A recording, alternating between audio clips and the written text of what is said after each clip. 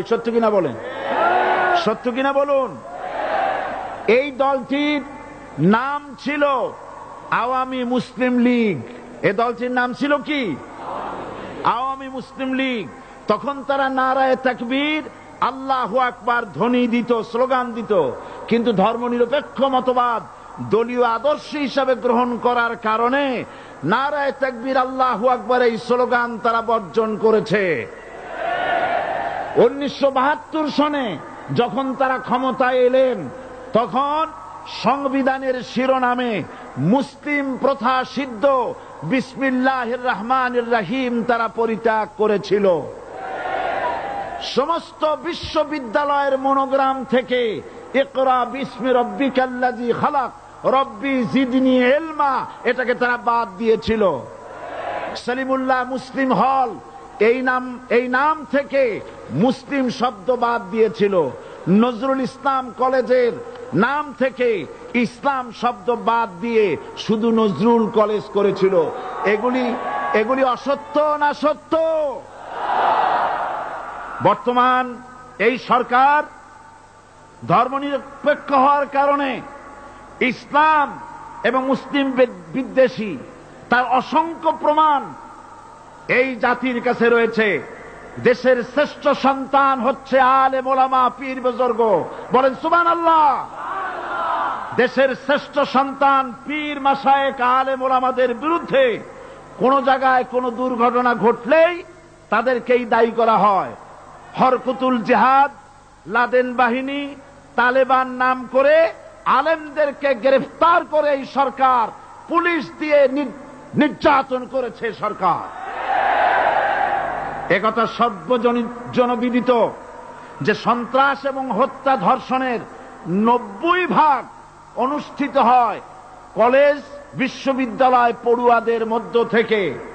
আর চরিত্র সৃষ্টির শ্রেষ্ঠ কারখানা মাদ্রাসাগুলি এই সরকার একটা একটা করে বন্ধ করার পরিকল্পনা গ্রহণ করেছে।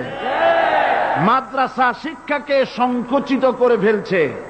শুধু তাই নয়, দেশে অসংখ্য ভালো মন্দ পত্রিকা আছে, আরো রয়েছে ফুটপাতের অসংখ্য অশ্লীল ম্যাগাজিন, পর্ণ পত্রিকা। দেশের অধিকাংশ জাতীয় দৈনিকগুলো হিন্দুস্তানের টাকায় পরিচালিত এবং এগুলি হচ্ছে ইসলামের চরম বিদ্বেষী। সরকার সেগুলিরই পৃষ্ঠপোষকতা করছে, আর্থিক সাহায্য দিচ্ছে, বিজ্ঞাপন দিচ্ছে। আর অন্যদিকে এদেশের মুসলিম জাতিসত্তার প্রতীক, স্বাধীনতা, সার্বভৌমত্ব, অখণ্ডত্বের অতন্দ্র প্রহরী, জননন্দিত 12 কোটি মুসলমানের কলিজার সাথে সম্পর্ক দৈনিক ইনকিলাব পত্রিকাকে বন্ধ করার ষড়যন্ত্র হিন্দুস্তানের গোলাম সরকার হাতে নিয়েছে।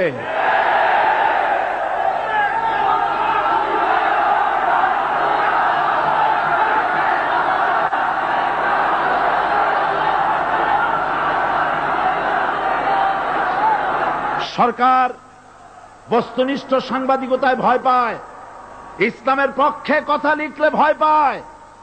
এজন্য তারা দৈনিক ইনকিলাব এবং তার পরিবারের গায়ে হাত দেওয়ার প্রস্তুতি নিয়েছে।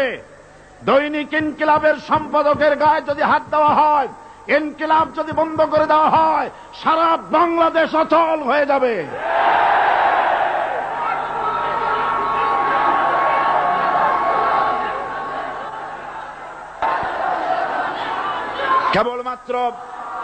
কেবলমাত্র ইসলামী রাষ্ট্র ব্যবস্থাই পারে হত্যা, ধর্ষণ, চুরি, ডাকাতি, জেনা, ব্যভিচার থেকে রক্ষা করে একটি সন্ত্রাসমুক্ত সমৃদ্ধ একটি বাংলাদেশ উপহার দিতে পারে কেবলমাত্র ইসলামী রাষ্ট্র ব্যবস্থা। সুতরাং অবস্থা দৃষ্টে মনে হয় এরা যদি আরেক আল্লাহ না করুন, বলেন আল্লাহ না করেন, আল্লাহ না করেন, আল্লাহ না করেন, এরা যদি আরেকটাবার ক্ষমতায় যেতে পারে, 72-এর সংবিধানকে পুনরুজ্জীবিত করে ধর্মনিরপেক্ষ মতবাদ কায়েম করবে, সেজন্য আজ গোটা তাওহীদবাদী মুসলমানদেরকে জানতে হবে ধর্মনিরপেক্ষ মতবাদ একটি কুফরি মতবাদ। ওলামারা আমাকে সাক্ষী দেন, ধর্মনিরপেক্ষ মতবাদ কুফরি মতবাদ কিনা?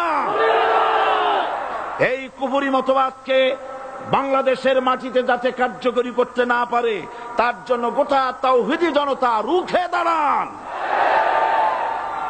আল্লাহ পাক সে তৌফিক গোটা জাতিকে দান করুন বলে আমিন।